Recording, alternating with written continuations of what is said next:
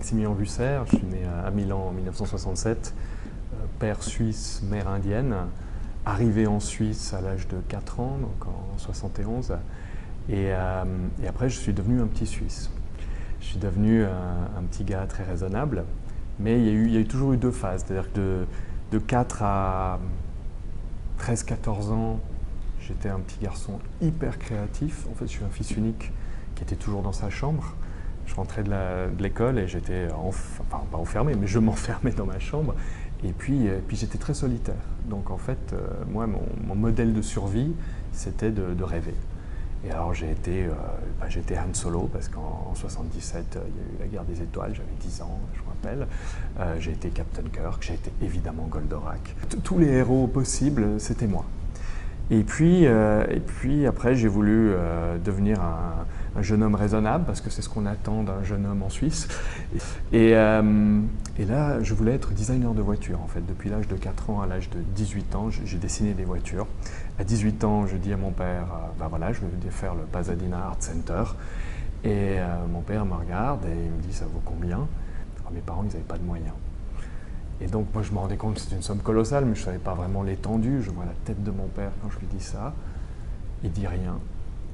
Une semaine après, il revient me voir et il me dit si c'est vraiment ce que tu veux faire, on trouvera l'argent. Et j'ai quand même une espèce d'alerte dans mon cerveau reptilien qui a dit c'est tellement colossal comme somme, je vois pas comment ils peuvent se le payer. Et je dis bon, écoute, non, je vais d'abord faire ingénieur. Et après, je vais me spécialiser et je vais faire designer après. Et donc, j'ai fait ingénieur en microtechnique, j'ai fait un master, 5 ans. Et durant ces années-là, deux choses sont passées. La première, c'est que j'ai su que je ne voulais pas être ingénieur, que ce n'était pas ce qui faisait battre mon cœur plus vite. Et en parallèle, mais de façon complètement étonnante, j'ai rencontré l'horlogerie.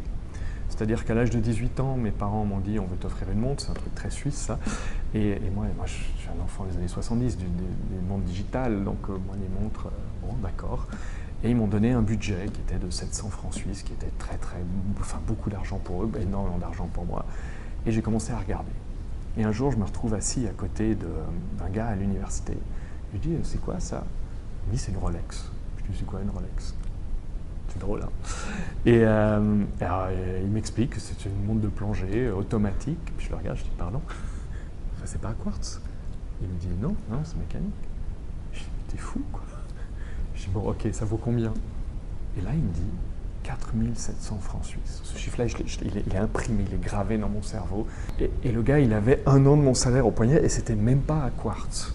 Et j'ai insulté ce pauvre type.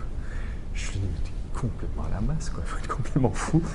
Et voilà, ça a été le début d'une espèce de graine qui a été plantée dans mon cerveau. Je me suis dit, mais qu'est-ce que c'est que cette histoire? Et puis 3 ans plus tard, c'est la première opportunité où on doit choisir un projet dans le courant des études où c'était sociologie et ingénierie. Et c'était à nous de choisir le sujet. Et moi, j'ai immédiatement foncé. Pourquoi est-ce qu'on achète une montre de luxe? Parce qu'ils sont appelés de luxe en ce temps-là. Donc je me suis retrouvé devant le DG de Breguet, de Audemars Piguet, de Vacheron Constantin, de Gégère Lecoultre, de M. Gérald Jantin lui-même. Et tous ces gens m'ont expliqué déjà leur passion, et en même temps m'ont expliqué que tout ce que j'avais appris, ils s'en fichaient mais royalement.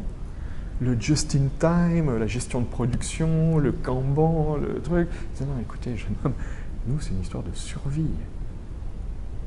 On a un produit qui est 10 000 fois moins précis que le quartz, qui est 1000 fois plus cher, 1000 fois moins fiable, mais il est tellement beau.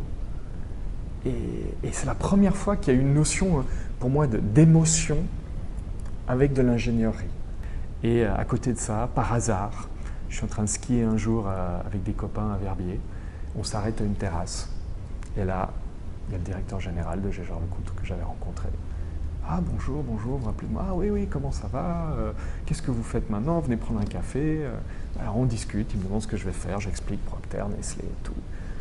Puis au bout de 15 minutes, on a fini notre café et il part de son côté, je pars du mien, puis en rigolant, je dis de toute façon si P&G ne me file pas de boulot, M. Belmont, il peut toujours me filer un boulot chez Gégère. Hein. Il rigole, je rigole, puis c'est ça. Une semaine plus tard, il me fait appeler. Est-ce que vous voulez monter voir M. Belmont à la manufacture? Oui, pourquoi pas. Donc je prends ma vieille Opel Corsa toute pourrie, je monte à la vallée de Joux, et là c'est l'interview de ma vie. Ça dure 3 heures.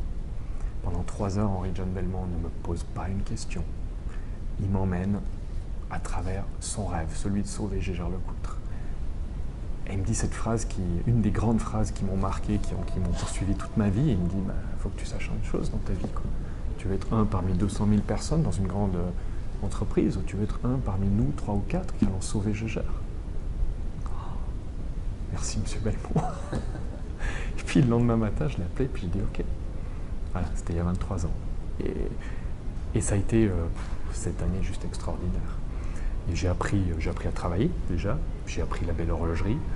Et puis tous les chasseurs de tête qui m'appelaient, je leur disais non, je ne suis pas intéressé, j'adore mon job.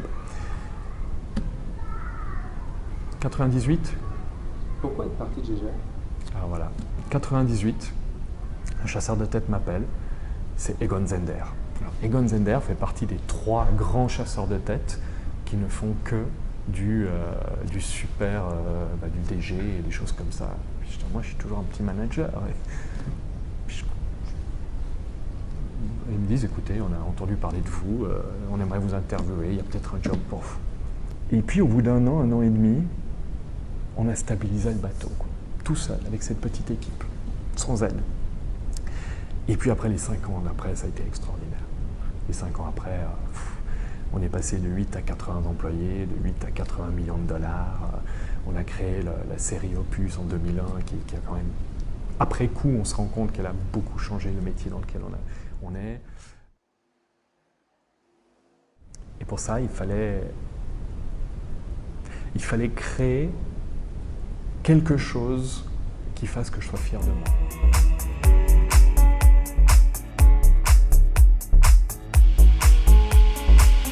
Show me the way, give me